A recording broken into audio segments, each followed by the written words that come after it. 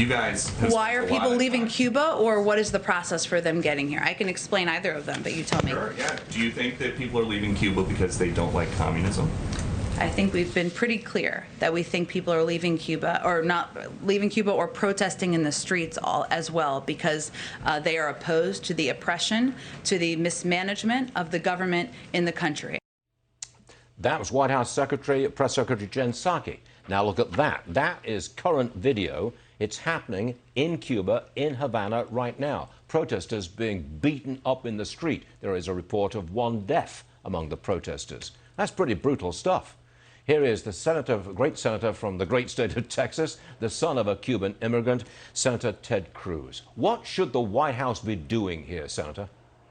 Well, first of all, they ought to speak the truth. I mean, that really is pitiful what you just played there. No, the people protesting in the streets in Cuba are not protesting mismanagement.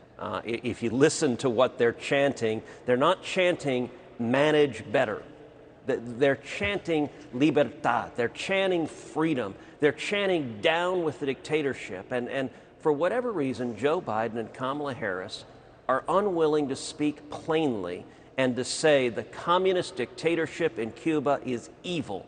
They are murdering people, they are torturing people, they are oppressing people, and the Cuban people yearn to be free. And I gotta say, Stuart, it really is powerful to see that those protesters, as they walk down the streets of Havana, they're waving American flags. It's the same thing the protesters in Hong Kong were waving, because the American flag across the globe is a symbol of freedom, and the American leadership ought to be standing with those who are oppressed and standing up for freedom.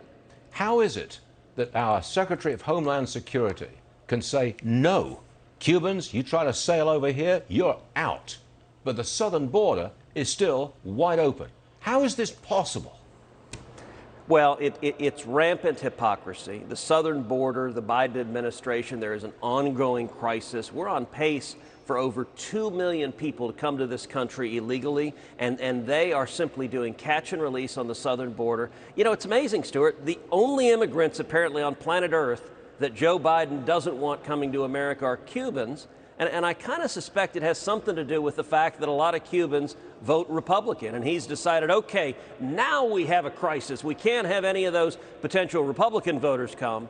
And it really is unfortunate. I think it's this administration's reluctance to call out a communist dictator and reluctance to acknowledge that Cuba is a socialist country that is oppressive and that has produced misery and suffering.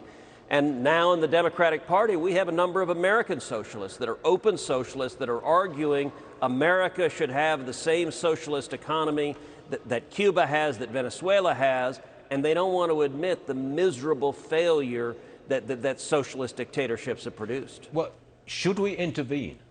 And if you think we should intervene, how should we intervene? So I don't think we should intervene in terms of sending in the Marines. It's not our job to send in our sons and daughters into harm's way, but I think there's incredible power to speaking up and using the bully pulpit of the presidency. You know, Stuart, if you come to my office in the Senate, the main feature in the office is a gigantic painting of Ronald Reagan standing in front of the Brandenburg Gate saying, Mr. Gorbachev, tear down this wall. That leadership is powerful, and you know, it is the leadership right now that is completely absent from Joe Biden and from Kamala Harris.